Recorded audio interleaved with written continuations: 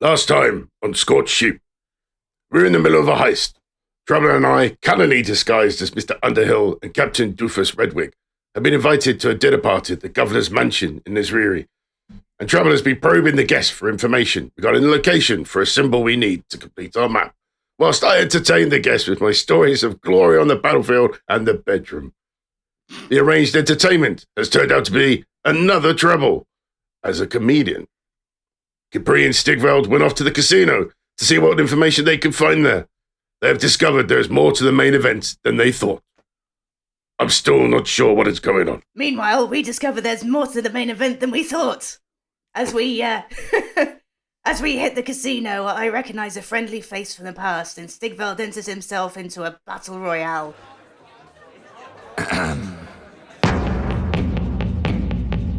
Adventure waits on every roll, fighting for our mortal souls through mountains high and dungeons deep, through dragon's stream of Scorched Sheep.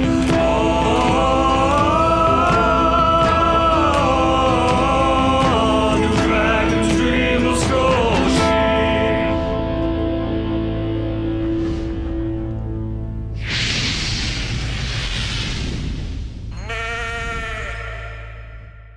Welcome everyone to Dragon's Dream of Scorched Sheep. As usual, I'm your DM for the evening and I'm Gadget.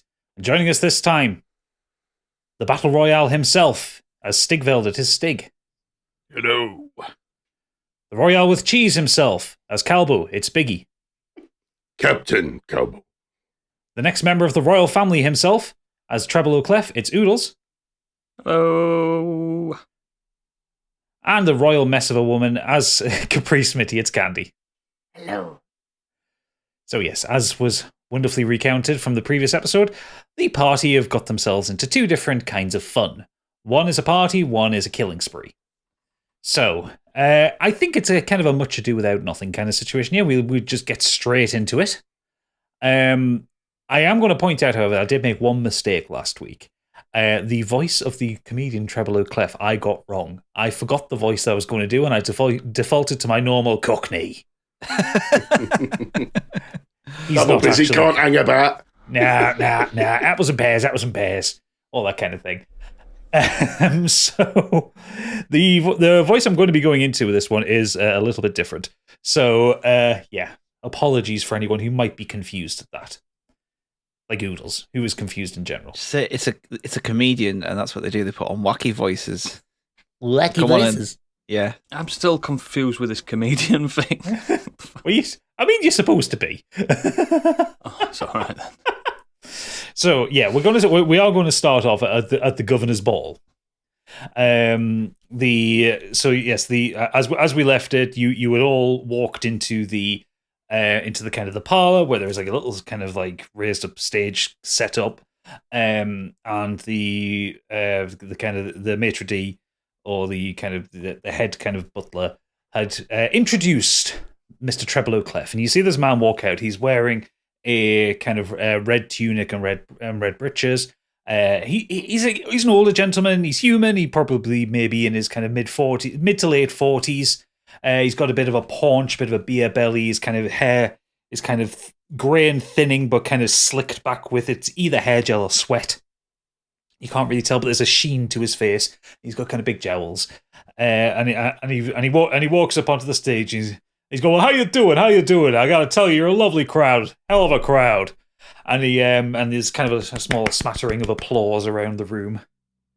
Treble, before he starts his set, do you have any immediate thoughts on him? Yeah, he's thinking to himself, Spit he wouldn't dare wear red. I like this guy already. I mean, I physically don't own red clothes. So he carries on with his line, and he launches into his set. So he's like, so you're a hell of a crowd, 2 hells of a crowd. Say, I'd go as far as say you're 9 hells of a crowd. Boy, I tell you, it's hot in here. Hot as the 9 hells. And he's kind of drying sweat from his forehead with a handkerchief. Boy, it's hot. So hot I had to stuff an ice method down my pants before I walked on stage. I tell you what, so hot in here I saw a devil backstage begging a wizard for cast a cone of cold on him. I tell you, it's so hot. I saw a red dragon begging a white dragon for a blowjob. Talk about a cold shower. And there are kind of gentle titters and more kind of like generic laughs, just like kind of thing from the audience. But undeterred, quote unquote, treble carries on. He says, "But I got to tell you, the worst part is I get no respect. No respect. Why, I was just at the bar and asked for the hardest thing they got. The bartender clocked me upside the head with a warhammer. No respect, I tell you. I was at the bar and I ordered a shot of Fireball. One deck save later, I'm barely clinging to life. I tell you, my wife don't give me no respect. The bartender asked what she wanted to drink. I told her she should try something she's never had before, so she ordered a stiff one. No respect. My wife said she wanted to become a cleric but couldn't decide on a domain. We looked over her options. Life, light, arcana, death. And then she took one look at a wedding ring and said, our vows were death do us part, right? No respect." I just imagine the only person that's proper howling at this is Calbo. I want to be the fly on the wall for when Gadget typed in Google D&D jokes. I didn't think there were any. I actually got some help from some very lovely people on Reddit, so I thank them very much. The laughs start to get a little bit higher, but nothing. But it's basically because he's getting into a rhythm with it, and people kind of are enjoying it. He carries on with no respect. I told her I learned a new spell called Create Bonfire. She said, "Oh boy, I hope it has a casting range of self." I told her I learned a new spell called Darkness. She said, "Well, that will really spice things up in the bedroom." I told her I learned a new spell called Enlarge Reduce. She was excited. I could make my soldier bigger. I told her I was excited. I could make the barracks smaller. But I feel really bad for that one in general. But I tell you, I never had respect. I once went to a brothel and the manager told me everyone had a headache. When I was born, the midwife apologized to my mother. I tell you, no respect. My carriage got held up by highwaymen outside of Movis. They took one look at me and slipped me 5 gold pieces, said I needed it more than them. And this goes on for kind of like another kind of half an hour or so. It's kind of these constant, just kind of little one-liners and puns and weird things. Like the maitre d' treble you can see in the corner. He's kind of like rolling his eyes at every other joke. I'm really concerned, like out of character. Like, how does he know he's in a Dungeons and Dragons world? I'm the it's jokes. Meta that It's meta. Yeah, it's meta as fuck. I'm just kind of. He knows about the dice rolls from the gods. Yeah. It's MetaQuest. Banned. They're jokes for the audience more than anything. Ah, right. Do you think someone's listening going, because I didn't get any of them. Well, that's why I slipped the ones in about the brothel on that at the end. I thought they would be nice ones for you there, Oodles. So yeah, he carries on for about a half an hour, and kind of as he kind of reaches the crescendo of his set, and he's drenched in sweat and dripping with sweat, and he kind of gets like one kind of big applause after his big joke, and he goes, "You've been a great audience, you really have. If you get any more excited, a funeral's going to break out." I kid, but we should all thank Fenton Westerfolk for this shindig. The man's got more scratch than a leper colony, and he's so generous with it all. I like that one. That's good. We come to as part of this guy's gang. We've come to the end of my time with you all here. I'll be hanging around around my dressing room later for if anyone wants to buy me a drink or I put my scratch onto some parchments. But for now, thank you. You've been a great audience. Good night. And he kind of does a bow, and he kind of trots off stage. And again, there's just a little kind of golf clap going on. I wonder if he sells chainmail t-shirts.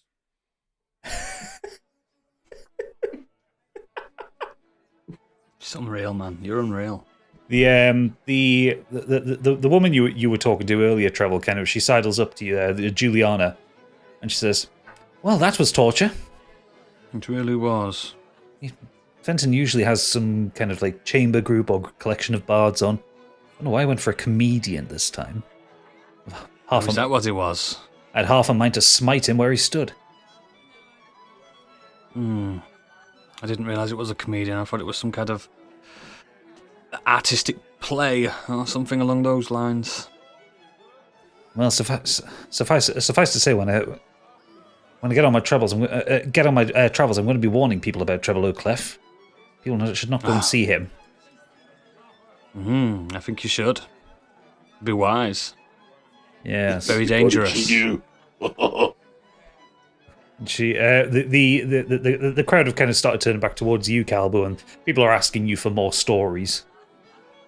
And then in the middle of the battle, that's when I tossed off a bear. There's Grizzly, all right.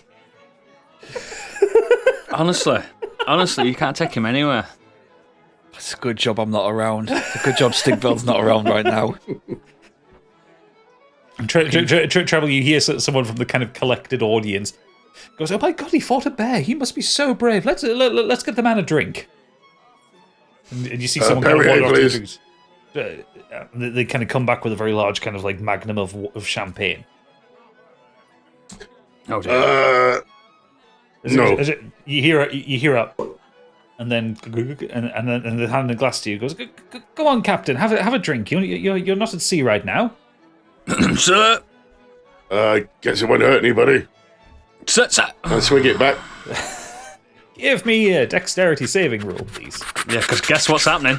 You hear like a helicopter, like blade just starting up. 12. So everyone's, oh my, what is that flapping sound you hear? Come from, and just through straight down the chimney, out of the fireplace. It comes down, clocks you right in the nose. You take 2 points of bludgeoning damage. I did try to warn you. I'm just trying to blend in. Sorry, blend in, sir. What do you mean by that? Oh, you fucking idiot. Honest to God. To the joyous event. Okay, but why did this bent stick hit you in the face? I have no idea. I thought it was an hors d'oeuvre.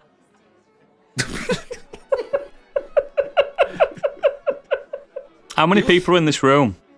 Almost better just telling the truth and saying I'm sober and this keeps me in check. Like, you're almost better off doing that than trying to lie.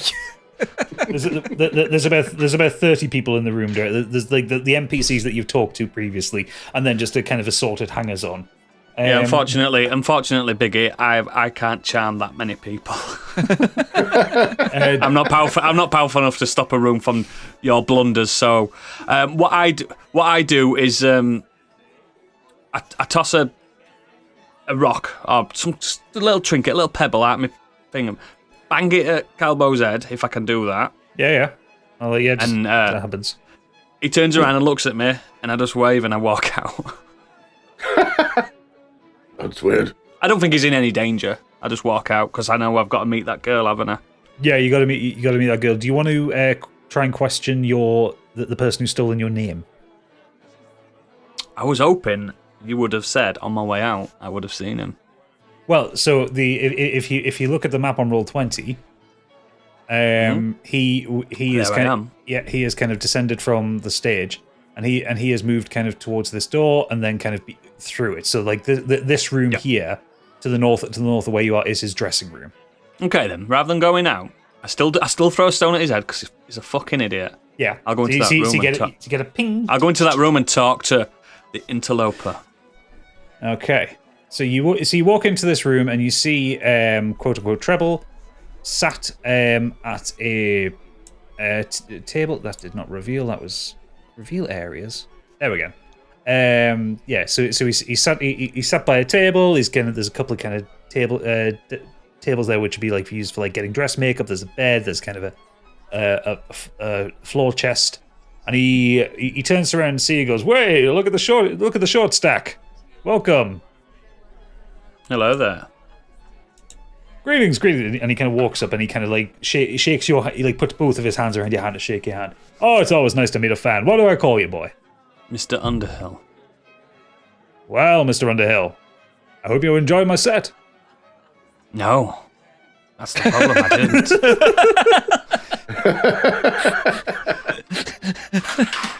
And he takes a point of psychic damage for that one.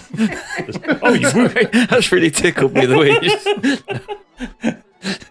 Oh, you wound me, sir, wound me. Do you have any feedback? You don't know what wounding is. I've literally had to listen to that for the last half hour.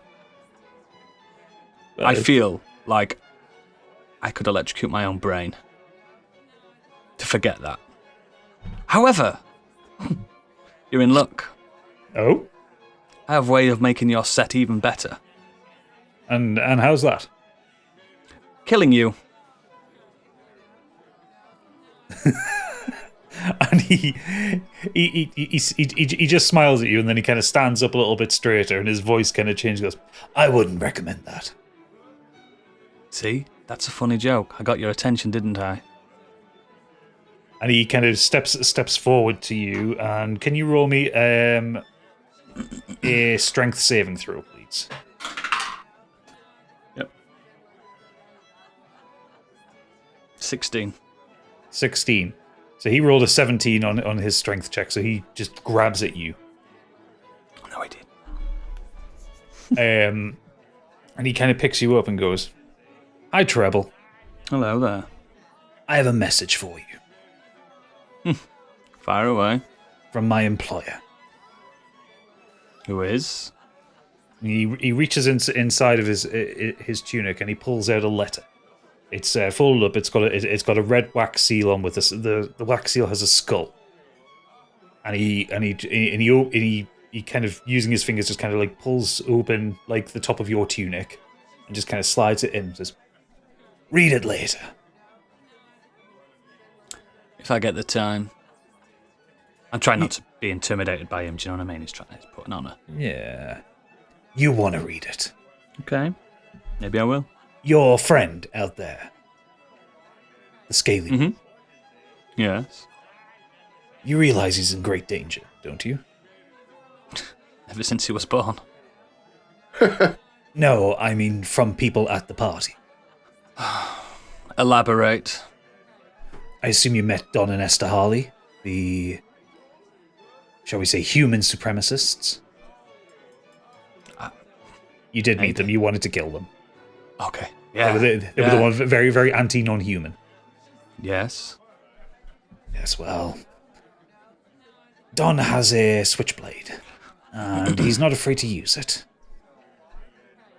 Count that as a token of goodwill to show that I'm not against you. I just had to deliver a message. And You need to stop using my name. this is the first time I've used your name. We just needed to get your attention. And he puts you down, gently. And he goes, I'll see you later. No, you won't. I'll see you later. No, you won't. And he ushers you out of the room. And closes the door behind you. I could have killed him. I just know you wouldn't have let me. I would have let you try, but you couldn't have killed him. You could. So as you kind of come back into the room, kind of you see Don and Esther, Harley. What's he called? Don and Esther. No, Don Harley and Esther Harley. They're a couple. Don and right. Yeah. Okay. So you see Don and Esther are talking to Calbo, and you can see that the Don is Esther is more specifically talking to Calbo. Don is kind of stood there and his jaw is like clenched, and Esther's saying to you, Calbo, so where are you from? Ooh, everywhere. I've been to many places. The tales I could tell you. No. I mean, where are you really from? Oh, I've travelled many places. I don't like to talk too much about my history so much like that. I just like to talk about the interesting tales. Did I ever tell you about this big battle we had and everything was on fire except me because I'm 100% fireproof? Yeah. No, yes, but it's more important. You see, like what we're trying to achieve, and this is Don talking to you now. What we're trying to achieve with Azrairi is purity, shall we say? And just a pure world is a harmonious world. And if we can prototype it with Israeli, then we can widen it out to the rest of the world.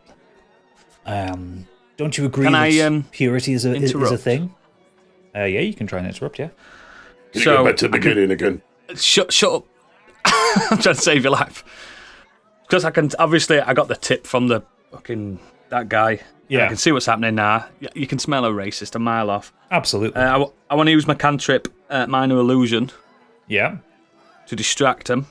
Okay. What's the illusion that you cast? Is there a fireplace there? Yes, there is behind the stage. So if you create a sound, it's sound, isn't it? Ends of this minute. If you create a sound of volume, if you're creating an image, right? So a creature, creature. So can I create a small fire demon coming out of the thing? It's an illusion, obviously. It's not real. Yeah, I want to scare them. I want Okay. to scare them. I don't know the name of a fire demon. No, just Ifrit. you could a little Ifrit. Yeah, you could have like a little kind of a little fire-looking creature. Because they don't like things. I want them all to look away. If I can do that. Okay, if yeah. that's successful. So it's a cantrip. You kind of, with your hand in your pocket, you just kind of wiggle your fingers in the direction of the fireplace. And there's kind of a whoosh, and the fireplace, and everyone turns, ooh, what was that? And then this little, imagine a flame with kind of arms and legs and eyes. Yeah. Like kind of jumps onto the little stage. Yeah, he's dancing and stuff. Yeah, and he kind of jumps around like this kind of fake fires kind of bouncing around like sticking to things, and the people start to kind of oh my god, and Don looks and goes, "What devilry is this?" I need to do something then while he's doing that. Yeah, I need to do something, and I'm hoping this will work on Biggie.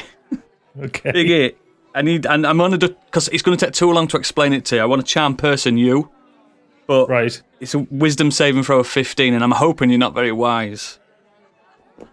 Okay, yeah. It's kind of not. You how get what I'm charm trying to works, do? but yeah, I know what you're trying to do. So we'll allow this. Biggie, roll a wisdom saving throw. I hope you don't. It's 10.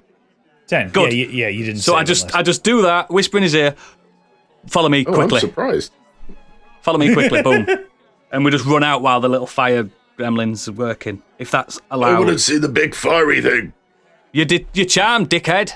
You're a zombie. Yeah, you're not a zombie, but you just get the notion. Goes, ooh, I should go. That's the kind of notion that comes into your head. Yeah. It's a very. It's just. You know how long it'd take me to ask him to actually follow me. It'd take hours. Yeah. So we get out of there. We get out the way we came. Yeah. So you both wind it out here. There is a god outside who just goes, leaving so early, sirs? We are, yes. Are you stories to tell? Are you not? You're still charmed. Be quiet. Are you not staying for the orgy? No, unfortunately, we have a different orgy planned later on our boat. So we bid you adieu. Goodbye. Thank you. Well, come on, sir. If you change your mind, and he points to the building kind of across you. You change your mind. That is the Orchinarium. Fantastic. Fantastic. And we're away. We're out. We got out. Okay, yes. You got out. We got out. No thanks to fucking Biggie. I was enjoying that. I think we actually successfully did a little mini ice there, mate, together. You did. So you're back. So I've got a date in the morning, haven't I? Yeah. You also have this letter that the comedian gave you. You're kind of out in the main streets now. The town is quiet. There's a couple of kind of like drunken posh people kind of wandering back and forth, but you actually get the feeling that it is actually reasonably safe here. Like this isn't like any other big town where you get jumped from the shadows or something like that. Everyone is of such a standing here; they don't really need to be thieves. Yeah. So we decide to just go back to the boat, and then I'm going to read that thing. Okay. So and there's no complaints from Calbo because he's still kind of under a little daze of mine. Yeah. So he's just like, no hijinks on the way, just straight to the boat. But the orgy. Shut up. When the two of you get back to the boat, Calbo, you get a feeling in your chest of kind of happiness, like the boat is happy for you to be back. Yeah. Back, cupcake. Right, Calbo. We need to wait for the other two, see if they were successful. Remember what I told you. I'm still angry at Stigveld and Capri, so I will pretend that I still don't know them. This is our secret. I want to see how long you can hold this secret for. I love that we know that they don't know. Yes, shut up. Yes. From behind you, Yorapan goes, what don't they know? You don't know.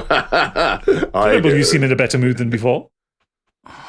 Did you get to use your gun thing? Not yet, no. Okay. The jig is up. I remember everything. Spider-Man. Orapan. I'm just really angry at those two for just... I was in prison for 10 years. Well, did you ask to leave? Yes? No, I didn't, did I? Everything the Fae does is some form of a trick, you know. There's always a way out of these things. Let me guess. Let me guess. Whichever way they had you imprisoned, you told them to let you out, right? Yes. You never asked nicely, can I leave? It's always a trick, or there's always something. Because it's the fucking Fae. Everything is a trick. Oh, my boy. I'm still angry at those. They haven't asked me how I am. They've just assumed that 10 years hasn't happened for me. So it's a prank. Do you like pranks, Arapan? I like pranks, but you should possibly consider getting the sand out of your underpants.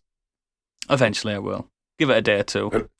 And now Arapan knows, and he knows what I know that we know that they don't know. Do you know, during my incarceration, did he take an extra knock to the head? Yes, several of them. You can tell. And can you do me a favour as well? Because I don't trust this note I was given. Mm-hmm. Will you open it and read it to me? Absolutely. And he takes it off you. He gives it a sniff. He looks at. I thought he'd just know he'd sense something if there's anything in it. He looks at the wax seal and goes, "Ooh, skull, interesting." And he kind of runs one of his fingers in, breaks the seal, and opens it. And there's just 2 lines of text in it. And it says, he reads out to you. It says, "I've been watching you all for a while. Now is the time to meet. Our interests are aligned. Meet me in Remembrance Park tomorrow at sundown." And it's just signed F. There's Calbo just looking everywhere. I've got 2 dates tomorrow now. It would appear. We will meet this F, but we'll meet him together. I don't want to do this alone. Wise. Very wise. I would possibly suggest some clandestine meeting that you don't go alone. Yes, absolutely. I need to rest. I've got a busy day tomorrow. Oh, speaking of rest, Orapan looks over to you, Calbo. I may have found something you want. Ooh. Oh, what's that? And he reaches into his little kind of like the pouch that sits where his hip should be, which normally has a kind of his various alchemical and magical things in there. And he pulls out a single sprig of smoking weed. And he goes, Yes. "It's not much, but I think you might be able to do the duplication-y thing with it. You could farm yourself this, but I've been getting better at the pickpocketing thing." Excellent. I'll pop it in now. It's in his little pouch. Yeah, which won't do anything because you've used it already today, but yes. Yeah, they'll kick off if they see smoke, won't they? It's a smoke-free zone. I haven't smoked yet, if you notice. Yeah. But you've drank. Yeah. You've drank. Who has the Disgusting. time displacer? Do I have it? I think Capri took it. Yes, she did, yeah. I got my little hidden gun. And Prostitute gun. Yeah, and Stig got his clockwork axe. Yeah, that's fine. Can you just remind the audience what the time displacer does? The audience. the audience or the Asking for a candy? friend. The audience. The time displacer reverses time 6 seconds. Yes. So basically, if you use it in combat, you can undo a turn of everything that happened. But it breaks when you do it. I'm glad you could remind them of that. Yeah. So let's just make loads of duplicates first. You do know the people that listen to this know what everything is ever. I'm just being to us, it's months. To them, it's just weeks or whatever that they have to listen to these podcasts. I don't know how time works. Time is a flat circle. It's super flat. Right, now that you're back on... Yeah. Apparently. Whoa. Now that you're back on the ship, is there anything else that you want to do, or shall we switch over to the other team?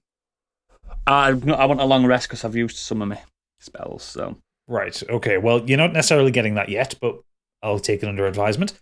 Dick. So we're going to do the old GTA 5 kind of zoom right out and then move over to another bit of the city and zoom right in. We're back in the Ludon Tower. As Stigveld is squaring himself up for a Barney. So the crowd is braying. The MC is kind of shouting, "Give it up for your next competitor, Stigveld!" And you get a Stigveld from the Sorted Rich. Yes. And the announcer goes, "Right, as usual, the rules are 5 fights. Random creatures will come up from that lift. You must defeat 5 of them. You win it all, you win 10,000 gold pieces and a free pass to the next floor." Did we Sounds give easy. them his real name? I thought we used aliases. Oh, did we? Oh, give do you don't remember matter. your aliases? I think, no, my name was given away by somebody straight away. Oh. Not you. But can Candy remember what the name is that she gave at the door?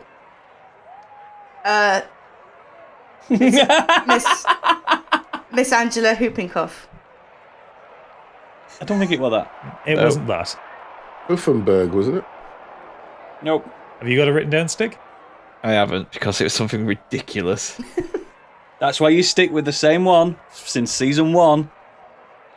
But our aliases which we were meant to use when we got off the ship, my name was just given away straight away by Calbo. Yeah. Okay, we'll assume at this point in the kind of in the rush to feel important, you've just gone, "My name's Stigveld, I'm going to fight," kind of thing. Terrible. So you're getting a Stigveld from the audience. Darling, you know I the can never watch you fight, and I just kind of blend into the background a little bit.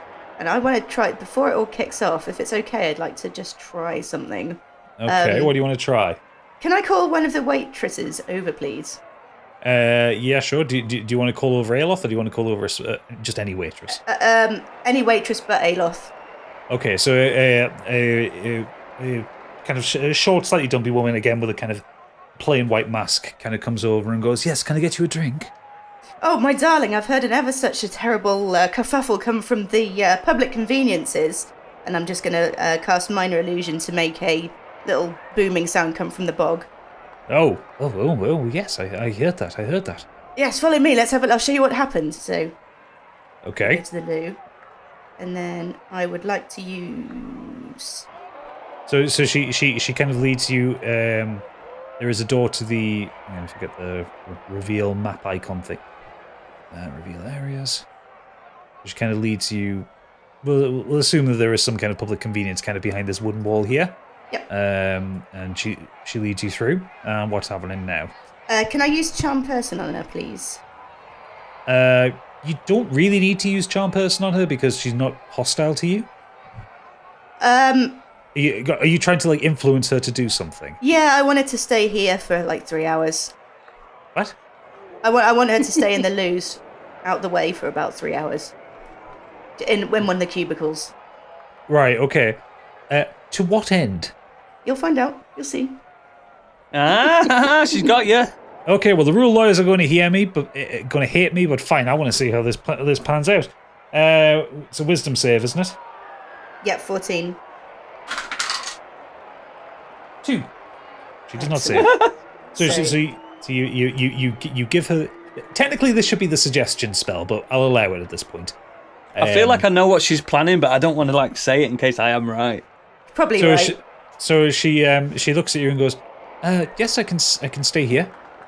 Yes, Fine. just tend to that toilet. There's obviously something terrible going on there. And then I would like to use disguise self to disguise myself as her.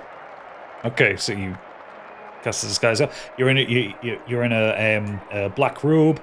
The cat is underneath your hood now, kind of like clinging into the back of your skull. You've got a white, plain white face mask on. You look like a waitress. My dear, let me take that tray from you whilst you sort this out. Oh yes, that would be great. Table 42 need to be seen to. Excellent. I'll take that over to table 42 because I'm not a monster. And then, if it's possible, I'd like to go to the sort of kitchen area where they get the drinks dished out. Stig's gagging to fight here. He'll get Right. to. He can. Cause Stig can be the distraction. This is just a Okay. plan B. Right. Okay. So you carry on up and you find basically the service stairs. Now I can't give you a map for this because I haven't created this map yet. So you walk down the stairs and you come into a kind of a largish area. There is kind of an open kitchen where food is being made. There are kind of casks of wine, like hundreds of bottles of the most expensive liquors that you've ever seen, like stuff that you've not even heard of. And a couple of kind of studious bartenders who are making cocktails or making up kind of large vats of custom alcohol for certain clients. And there is I'll also have a gin and dumb Dubonnet, waiter, please. a dumb waiter that like leads up to all of the floors.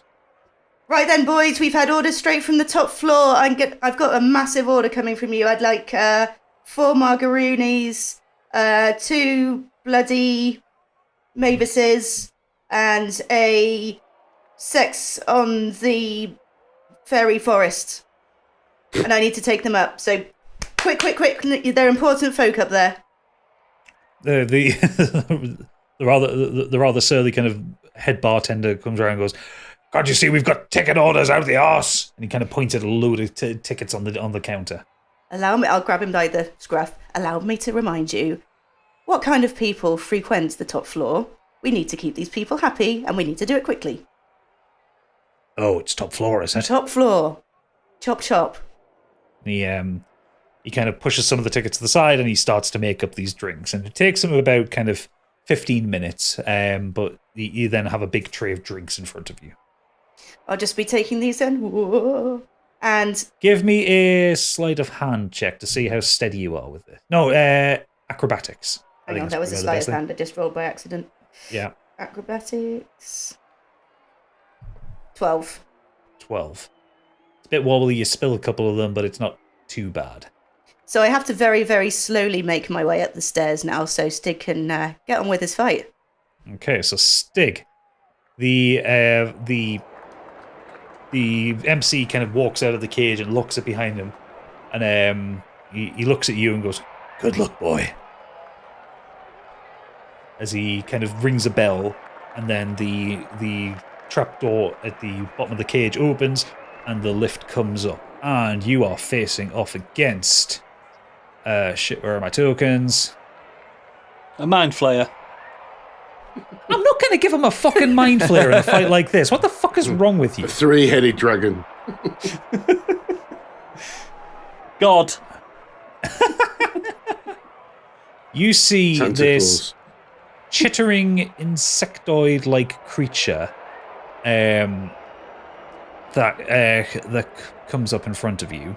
And why has that token not dropped there? This thing is called a Milok. It's only kind of about 4 foot tall, but it's got these kind of huge mandibles, lots of kind of fangs, 2 giant claws coming off it. It's got yellow skin, hairy. It's got a couple of vestigial arms coming off its chest as well as its main arms, and it kind of stands there. It's Bonnie then. Oh yeah. It's got a face only a mother would love.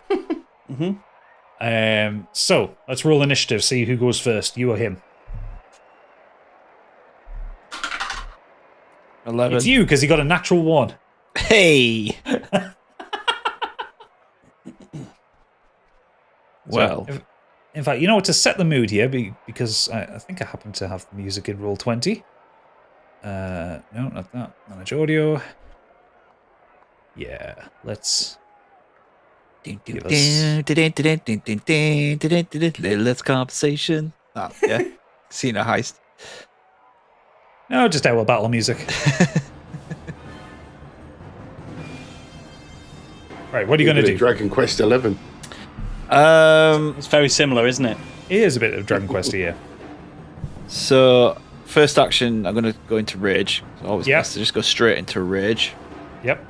The Stigveld just goes into rage, almost like Kratos style, and the crowd are impressed. Like they look, when they look at him, it looks like his muscles are physically popping to their eyes. It just blows their mind. Oh, nice. So homoerotic for my liking. I love it. Stigveld just looks over a couple of the ladies, gives his pecs a little dance, Terry Crews style. Don't worry, I'm straight. I'm built different. I'm such an alpha. Pure alpha. The two of the ladies kind of and swoon and kind of fall to the ground. Their husbands are kind of thing going on. Right, so bonus action is enter rage, isn't it? But that takes up. That's my action, isn't it? Go into rage. No, so rage is a bonus action, so you can still use your action to then do your normal 2 attacks. So yeah, like I'm gonna. Well, presumably I've just like thrown out my fountain pen axe here. Well, yeah. You kind of pull out the pen, kind of swing it around your fingers, click the button, and it just kind of comes out with this great axe. And you get a the MC is like, whoa. I wasn't expecting that. A little trick up my sleeve. Of that. And throws a natural 1.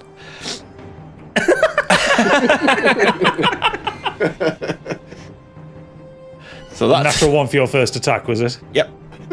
Okay, so you kind of spin out the axe and you hold it up, and your finger accidentally grazes the collapse button, and it just kind of collapses back into a pen. Oh shit! Why is this not working? And he just starts like whacking it against his other hand, and it then kind of opens back out and it kind of clocks you in the face. It doesn't do any damage to you, but it it hurts your pride, shall we say? Oh, I wish Calbo this. Wish I had my normal axe. Stupid thing.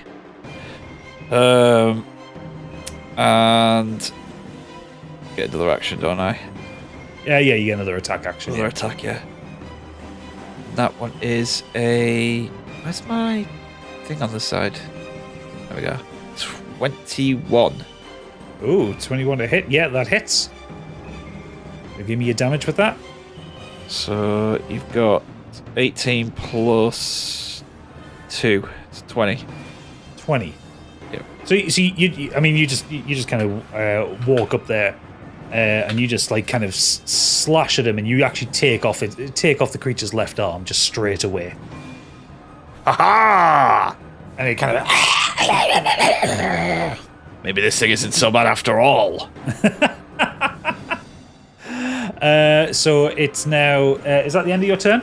Yeah. Okay. It is.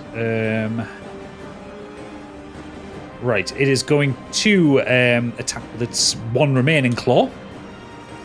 So that's plus 4 to hit. 11 doesn't hit. No, it does not. So it kind of swipes at you and it kind of snarls at you, tries to intimidate you, but it just doesn't get anywhere. I just give another little fleck of the pecs. Yeah. It's your turn. So now you're within kind of 10 feet of this meanlock. It does have a fear aura, so can you do a wisdom saving throw for me? 7. 7. You are suddenly very frightened of it. Oh. Yes. So you have a disadvantage on attack rolls while it's in your line of sight. You don't necessarily need to run away from it or anything like that, but you have disadvantage on all your attack rolls until the next turn. God, you stink. I'm just gonna stand back from you. Just a bit. It's come over me. It's weird. So I have to roll twice? Roll twice and take the lowest. Has everybody forgotten how to play D&D in the last month? I just got Play natural. what? I just got natural 20. Okay, So- well, roll again. That's all right. I got 18 plus 9. Yeah, so 27. That still works. So roll for damage. 14. 16, so plus 16. 2 on every one of them. Okay, so you just, despite kind of recoiling from the smell of it, you just kind of bring the axe down, you just chop its heads clean off. And the crowd get, yeah! And the MC is like, one fight down, well done. Bring me more. Oh, more's coming. Stand back, he says as you feel the kind of the trapdoor that you stood on start to kind of move a little bit. As the next opponent is brought up to you. You are next going to fight. The next thing that you have to fight is another kind of reasonably ugly looking kind of insecty creature. This one, however, is a bit bigger. It comes up. It is purple with kind of vestigial scales and hairs across it. It walks on 6 very pointed, speared legs. This is called a Kruthic. It's a medium monstrosity. And it kind of gets up and it opens its mouth. It's got these kind of huge mandibles and this kind of long snaking tail comes out at you. Just killed your cousin. This is larger than what you just killed. Initiative roll. That one's a 9. Oh, fuck, 4. Okay, so the Kruthic is going first. So it is going to just close the distance in on you. And it is going to do its multi-attacks. It's going to try and hit you twice with its spiked weapons. So it's basically the spiked end of its feet. Yeah. So +5 to hit. So first one is a 15. That doesn't hit. Nope. Second one is a 13. That doesn't hit. So it closed the distance, and you just kind of dodge side to side as these kind of 2 legs try and stab you. It's your turn now. Right. So, boom. That is a 19. Yeah, that hits. So that is a 14 on the damage. Okay. And my next roll is a 12. That doesn't hit. But you're in rage now. So I think, do you get an extra attack with rage, or a bonus action attack? No, that's in frenzy. Oh, sorry, that's when you're in frenzy. Yeah. Rage just gives me extra melee damage and like certain resistances to like attacks. Yeah, that's it. Sorry. Okay, right, cool. Are you going to take any movement, or are you staying where you are? Nah, stay where I am. I'm scared. Fair enough. It is going to try and this time, instead of stabbing, spiking, it's going to try and stab you this time. Plus, like, I literally have nothing other than the axe, so wherever I go, I'm going to have to square up to it anyway. Yeah. 21. Yeah, it hits. Hits 1d6 plus 3. 4. It hits you for 4. So as you're kind of like reeling from like missing, it just brings its claw up and just stabs you in the shoulder. Ah! It's not a deep wound or anything like that, but you hear the crowd go, "Oh, you've left a mark there, like a pinch." And it's it's your turn. It's just by itself. It's not going to move. It's determined to attack you.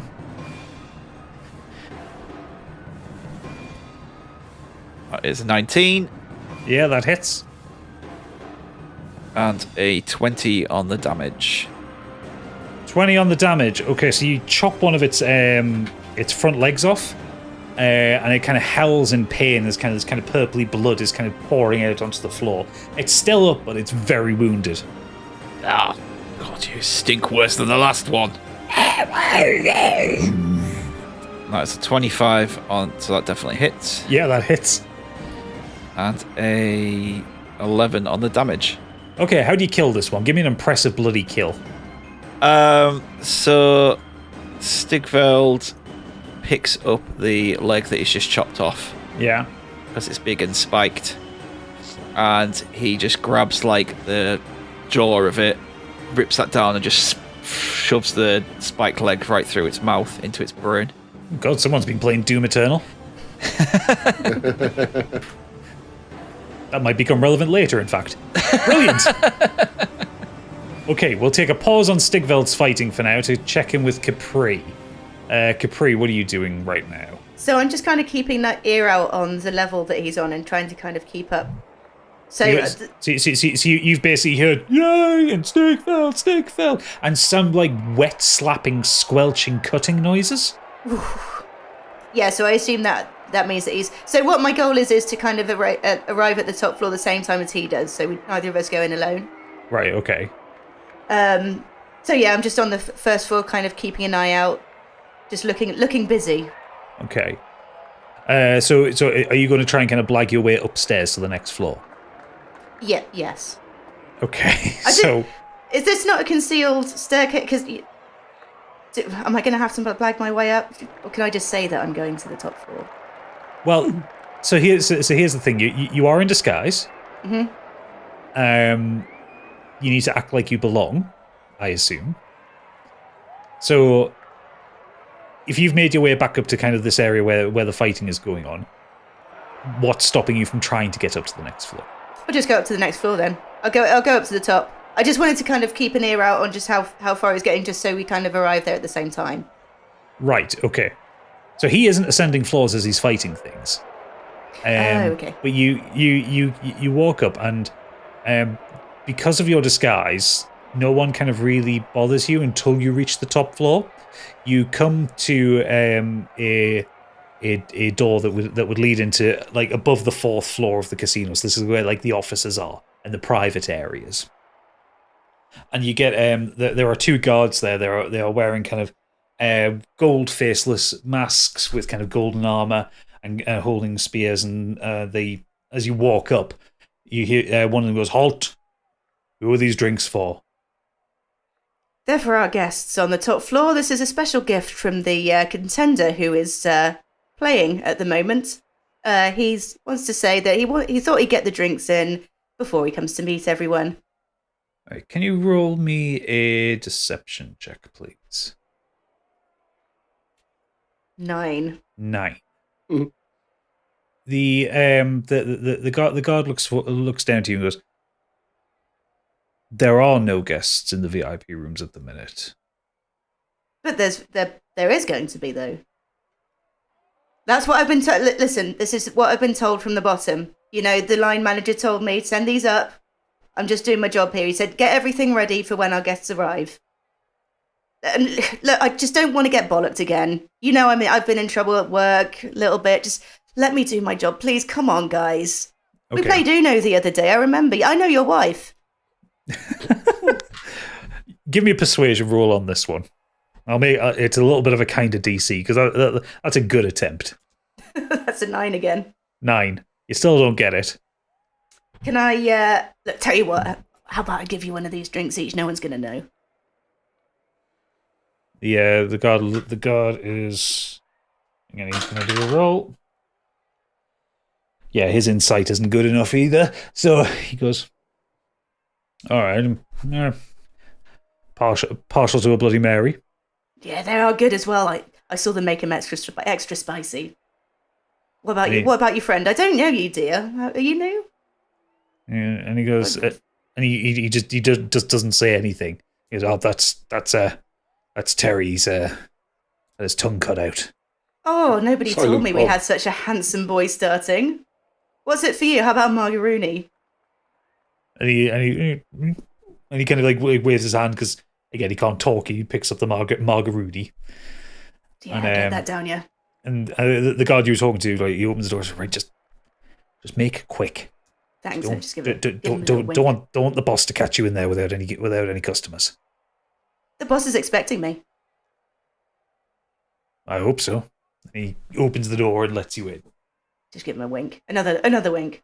Yeah. And you walk in, and what you can see is the private room, which is kind of like just like a lot of kind of large, kind of very opulent gold stitched sofas, a huge mahogany table, a private bar in the back. The dumbwaiter will lift up here as well, and then you see the two kind of gilded glass doors that lead to the masked croupier's office.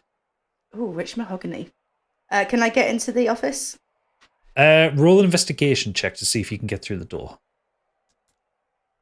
Matthew's brother. 24. 24. You can see it. It is locked, but it's a lock that you can pick. Excellent. With your thieves' tools. I will pick that with my thieves' tools. Okay, so yeah, dispose of what. I'm going to pick it so that it's open, but I'm going to leave it closed. Okay, so you use it one of your lock picks. You hear the click of the lock, and it is unlocked. Perfect. And I'm just going to go and hang around behind the bar, I think, and look busy. Right. Okay. Back down to Stigveld. Fucking busy to know I'm there. Stigveld. Yes, lots of people shouting Stigveld. The MC goes, "That's 2 fights down. Can he face the third?" Easy. As the hatch opens and your next opponent comes up, which is now, what did I set for you?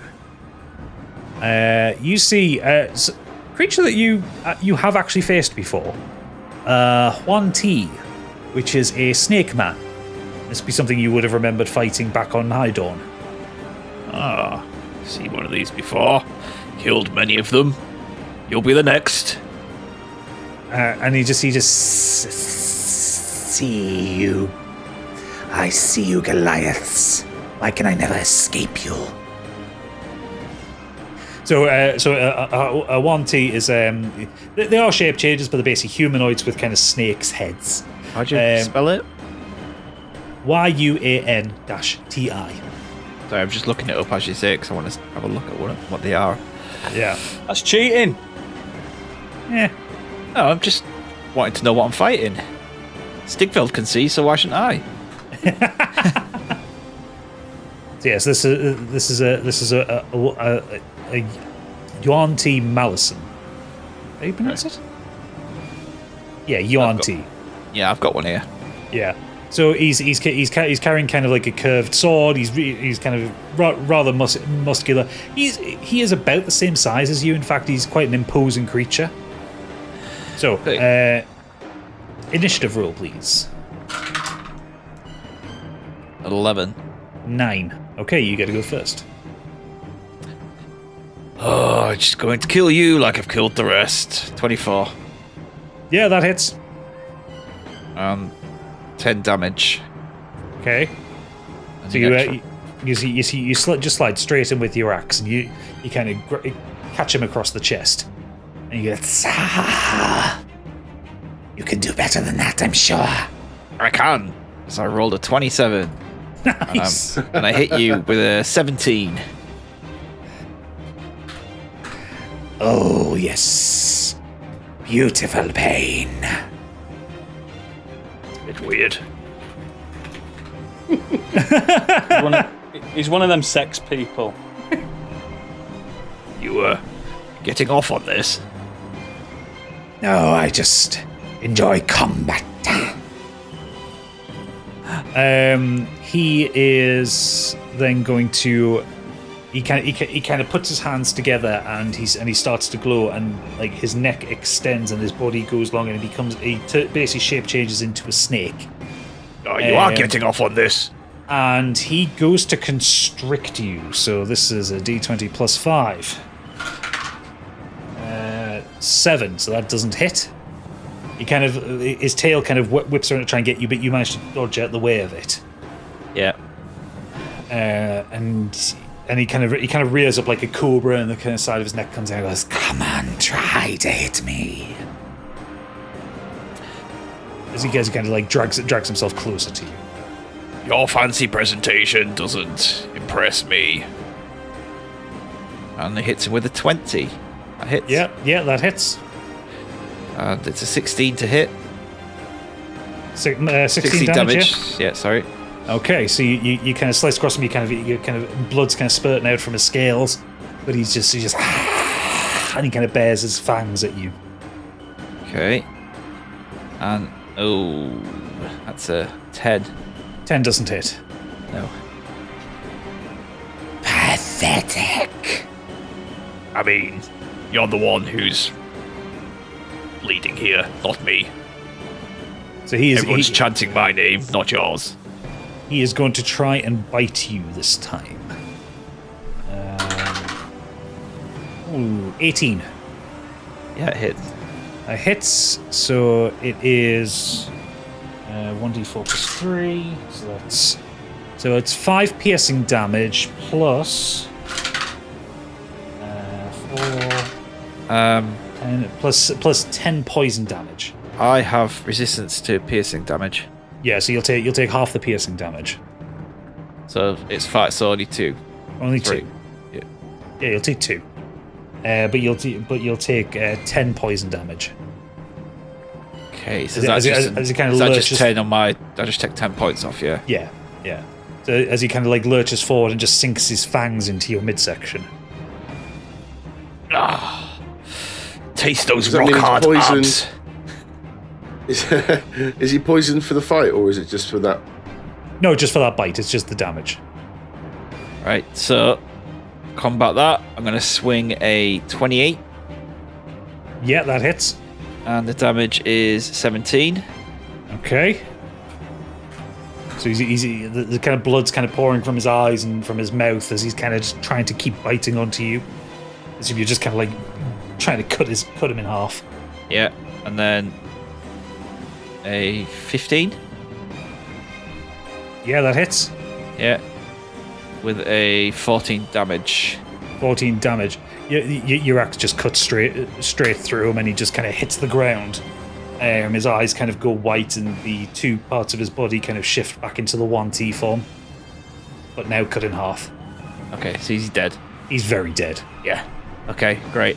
So then Stigveld he's getting a bit excited here now. There's a bit of bloodlust going on. He's getting the people chanting his name. He's just killed 3 beasts. He picks up like this tail, just starts swinging it around his head, and obviously like, blood's just splattering everywhere, hitting people in the crowd. Well, this is the furthest we've had someone get before. But is he ready for round 4? Of course I am. Bring it on. Round 4 is the trick round. I hope you're ready. Oh, I don't like tricks. As the hatch opens and you see a pair of wargs appear with little goblin riders on the back. Ah. So you technically have 4 enemies to fight here. Fuck's sake, man. Could have done with someone who has magic, kind of like standing by the fence right now. I could just investigate this room by myself if you want. So the two warg riders kind of come up and you know, we all know what wargs are. The giant fucking wolf dog things with small little hobgoblin riders on the back. I'm not going to count the hobgoblins themselves as like kind of directly enemies, but you can aim for them if you want. So initiative, please. Got a 16 and a 5. 19. 19. You go first. Right. So these two wargs over there, and they're kind of like their kind of claws are padding into the ground. Yeah. Okay.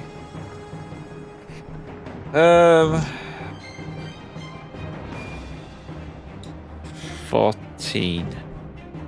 14. I don't think they have a particularly high AC. No, 14 hits. Which one are you hitting? So just this one here. Well, listeners won't know, but yeah, just one of them. Yeah. Okay. And that's going to be damage 11. Okay. Right, okay, and you going for an next attack? Yeah, that's a 17, so that hits. Yep. And that damage is 16. 16. Okay. So I underestimated the strength of wargs because you just cut this thing straight in half. Oh. I thought they had more HP than this. I thought this was the trick round. So did I. What about the goblin? Is he gone with it? Yeah, I'm gonna say it's because it's. I just literally went straight through the goblin and straight through the warg. Yeah. Come on, bring it. Shouting at the goblin on the other one. He shouts as he kind of charges his warg right at you. The warg is going to try and bite you. So that is 17. Yeah. So that is 2d6 plus 3. 6 plus 2. So that's 11 damage it does to you. As it kind of like just sinks in, just kind of bites where the snake had bitten you. Okay. Decent attack. I'm still going. And I hit with a 28, so that hits. Yeah, that fucking hits. Your first roll is 17 damage. Yeah, that hits. By my counts, I only need like I don't know what, 8 or something. And 15. Yeah, that hits. And damage is 8. Again, you just cleave its head straight off. Aha! Are you not entertained? Just turns around. She's covered in blood. Just blood, guts. There's just dead bodies, dead monsters everywhere. Stigveld. That's right. Bring me the last one. Oh, it's time for your final fight. So the lift is kind of shaking as it's coming up. It's carrying something heavy. As the doors part, and you can see something you didn't quite expect, because what you get is an ogre, but not any kind of ogre. This is a zombified ogre. So he is tall, he is huge, he has a huge kind of distended belly, but there's kind of guts hanging out of it. He is carrying a ball on a chain and a large cleaver with him. And he looks over you. Finally a real test. Good luck trying to kill this one, he's already dead! And the crowd starts to kind of laugh behind you. His head will roll like the rest of them. Okay, so what are you going to do? Actually, no, we need to do initiative first. 17 he gets. 18. 18, you go first. Rolled a 13. Not gonna hit. That doesn't hit. And a 22. 22 hits, yeah. Right, okay. So that's a 18 on the attack. 18 on the attack. Cool, so you just kind of, you go in with your axe and it kind of cleaves easily through the flesh. But it doesn't feel it, it's dead. Okay. Are you taking any movement or any other actions? I don't think I could go into frenzy until my next go, so No, next go. just stick around. Can't go Okay. anywhere really. So it lumbers forward towards you. And it is going to... Now, I have slightly homebrewed this one just to make it a little bit of a challenge for you. Yeah. It is going to multi-attack with both weapons.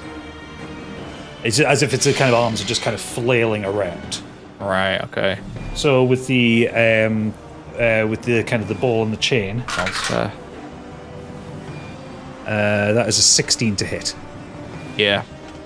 Right. That is...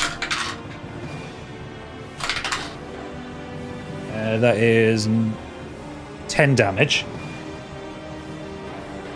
And then with its blade, That is 15 to hit. No. Okay. So you take 5 damage then. Because you're in rage. You take half damage. All right. What was it? What type of action was it like? It was, it would have been bludgeoning. All right. Okay. Good, because I just took 10 off. Didn't think about that. So he goes. So I'm going to hit frenzy. Yeah. And just for the listening audience and for ourselves, when he hits frenzy, we have to change the music. Oh yeah. To this. Here we go. Like, it's even bigger now. Like, the crowd is so impressed. Like, the muscles look like they're popping and bursting even more than before. Yeah. Like, now there's just, like, veins and shit just everywhere. Like, brilliant. Right. Except I can't use my frenzy on this go.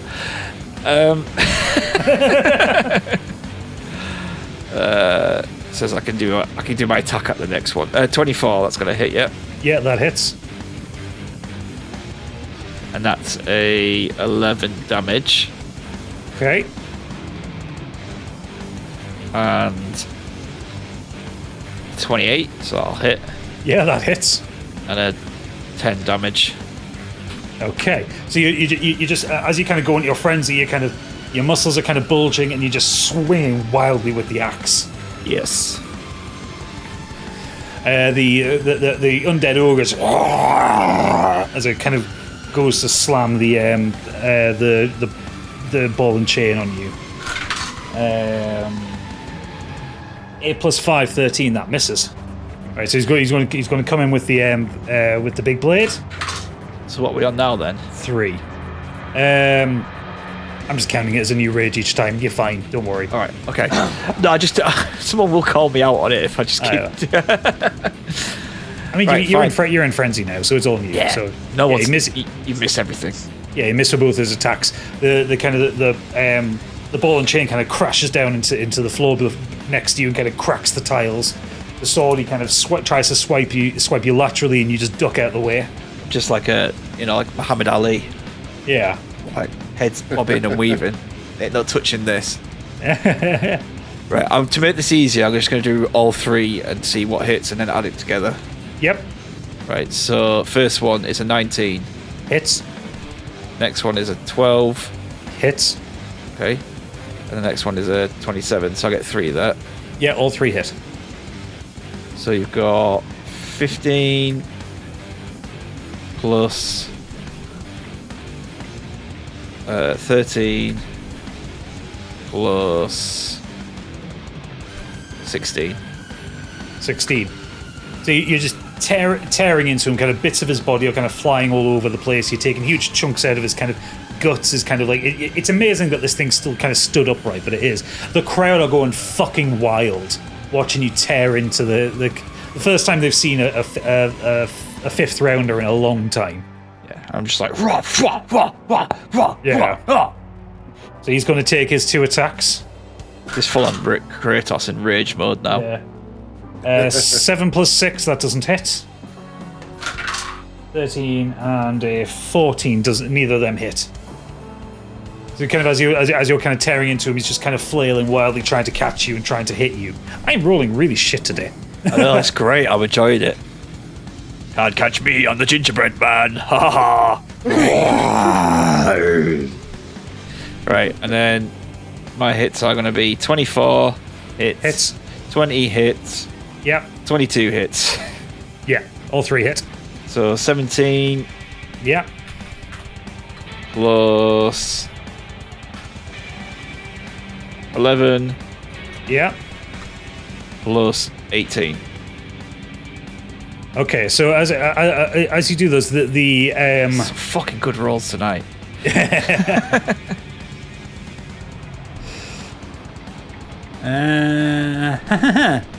What was your last roll? The last amount of damage. Sorry.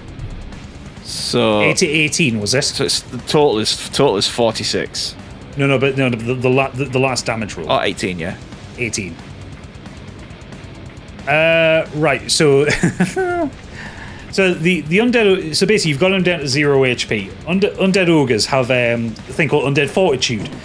If damage reduces the zombie to 0 hit points, it must make a con saving throw with a DC of 5 plus the damage taken. So basically, I've got to get a con roll of 23. Good luck. Basically, I have to get a natural 20. Which I don't get. So the undead ogre just kind of like stops as you kind of like digging in and chopping in, and then just you hear just like 2 thuds as the weapons drop, and it just slumps onto its knees and goes to fall forwards. You kind of step out of the way as it just hits the ground with a wet slap. and the crowd absolutely fucking loses its shit. Yes! It's just like raising my axe above the head. The gate is thrown open and the MC kind of walks in, grabs your hand. Stigveld, our champion! Yes! Yes! You immediately kind of after he kind of crowns you as the champion, 2 kind of attendants come in with towels. They start to kind of like help clean you down. As another one comes in with a wooden chest and opens it up, and there's 10,000 gold pieces in it. Yes! And then one last one comes up to you and hands you a silver key.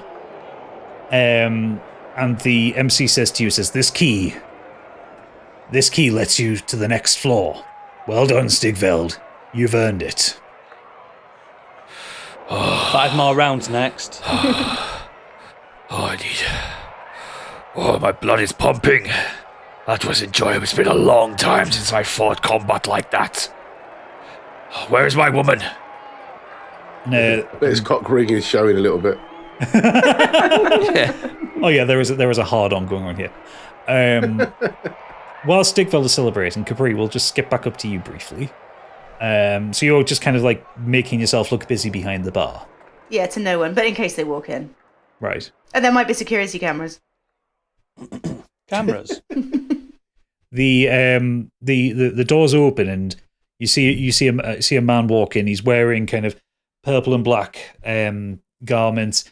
He has a white mask on as well, but this one actually has facial features on it, unlike the others, which are all just kind of flat.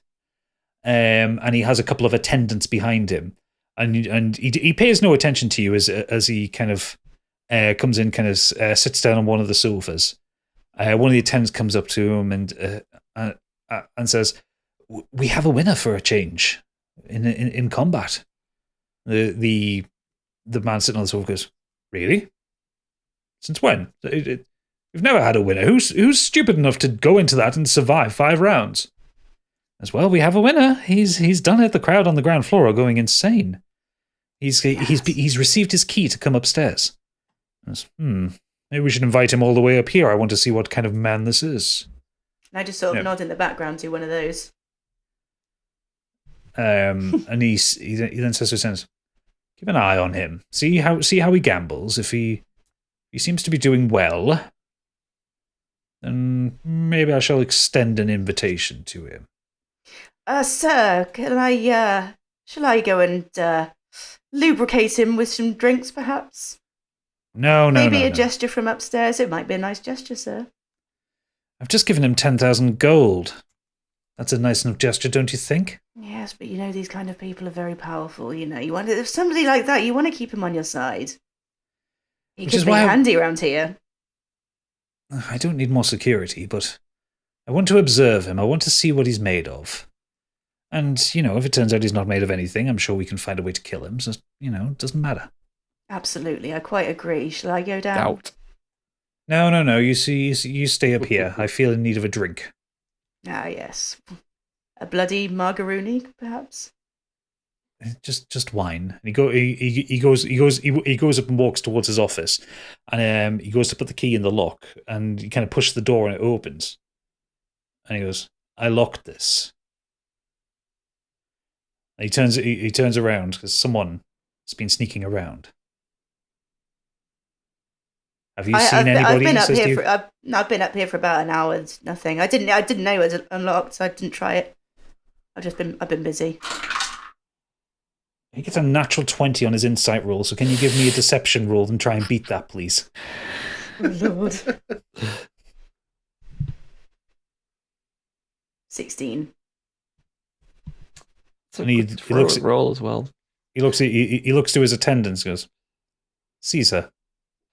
And they start walking towards you, and that's where we'll end episode 38 of The Dragon Stream of Scorched Sheep. Well done, everyone. Capri's talked herself into a bad place. That's not like me. No, not like you at all.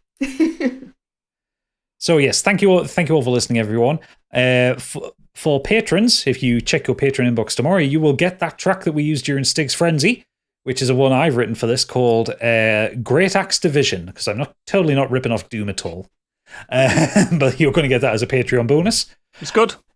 I like it. You liked it, did you? Yeah, nice and heavy. But for everyone else, make sure you check out the website, modernescapism.co.uk. There's all kind of fun stuff on there. We're on Patreon, patreon.com/modernescapism, £5 plus VAT a month. And you get early access, ad-free, you get character sheets, you get maps, you get art when one of us can be bothered. That's not a dig at you, Candy. I do art as well. When either of us can be bothered. You've done you, mate. I know. No. Candy's a busy lady. So, but yeah, so aside from that, so you'll get our character sheets. You'll get the music and all that good stuff. We'll be back in 2 weeks' time. So keep yourself busy in the meantime. You can follow us on Twitter @ScorchedSheep, and you can also give us a 5-star review wherever you get your podcasts. Only 5 stars, though. If you give us anything less than 5 stars, we'll send Calbo around to give you a good talking to. I have many stories. Yeah, you don't want that. You can't get rid of them. But aside from that, thank you everyone. Thank you for watching. Thank you for listening. Thank you for playing. And we'll see you in 2 weeks' time. Bye. Bye. Hey. Right?